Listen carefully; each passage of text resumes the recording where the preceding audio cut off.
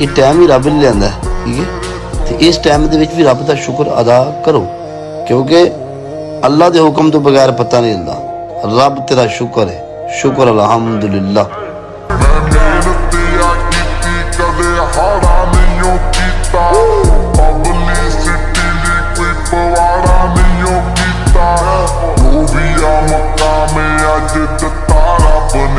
सदा कीती सपोर्ट कदे